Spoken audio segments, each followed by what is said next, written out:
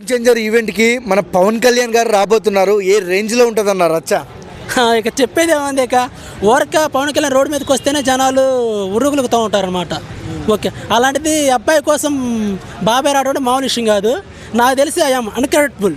ఎందుకంటే 2024లో చూసుకుంటే మరి బాబాయ్ ఫాలోయింగ్ అని అబ్బాయి ఫాలోయింగ్ అని మాత్రం మామూలుగా లేదు.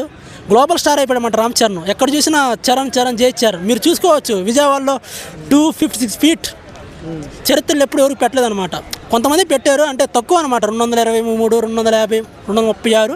కానీ గేమ్ చేంజర్ మాత్రం 256 కట్అవుట్. మన దిల్ రాజు గారు రాత్రే చూడొచ్చు, మీరు చూడలేదో, దిల్ రాజు గారు రాత్రి కట్అవుట్ని ఆవిష్కరించేసి మన పవన్ కళ్యాణ్ గారికి కలిసి టికెట్ రేట్లు కనుక్కొని మళ్ళీ ఫ్రీ రిలీజ్ ఈవెంట్ కోసం రాజమండ్రిలో పెడతారని తెలిసి నాకు. ఫ్రీ రిలీజ్ ఈవెంట్ కోసం మన పవన్ కళ్యాణ్ గారు వస్తారు, నాకు తెలిసి చిరంజీవి గారు వస్తారని ఊహిస్తున్నాను నేను. కన్ఫామ్గా ఈ రంగస్థలం ఈవెంట్కి వచ్చారు మన కళ్యాణ్ గారు. మళ్ళీ ఈసారి గేమ్ చేంజర్ రాబోతున్నారు. ఎట్లా ఉంటుందన్న? ఎందుకంటే ఇప్పుడు డిప్యూటీ సీఎం కదా, మరి చూసుకోవచ్చు. డిప్యూటీ సీఎం పవన్ కళ్యాణ్ అంటే మరి ఎంతవరకు వస్తారో తెలియదు, ఎప్పుడు వచ్చి చెప్పి వెళ్తారో తెలియదు. కానీ రంగస్థలంలో వచ్చారు, రంగస్థలంలో వచ్చి ఆడియన్స్ సక్సెస్ చేశారు. అలాగే ప్రెస్ మీట్లో కూడా 100 crores క్లబ్లు అయిన తర్వాత వచ్చారు. అలాగే బాబాయ్ వస్తే నాయక్ వచ్చాడు, రంగస్థలానికి వచ్చాడు. బహుశా రేపు గేమ్ చేంజర్ కూడా వస్తున్నారని తెలిసింది. వస్తే చాలా సంతోషంగా ఆనందిస్తాం. అయితే బాబాయ్ అయితే దిగలేదనమాట. బాబాయ్ సెంటిమెంట్ నాకు తెలిసి బేబీ నాయక్ వచ్చాడు, మళ్ళీ రంగస్థలంకి వచ్చాడు, ఇప్పుడు గేమ్ చేంజర్ కూడా వస్తున్నాడు. ఇక బాబాయ్ మీద ప్రేమ.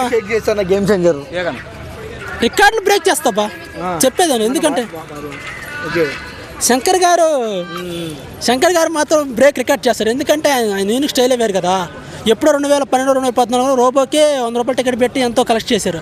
అలాంటిది ఇప్పుడు ఉన్న పరిస్థితిలో టికెట్ చూశారు మన పుష్పకు 1500.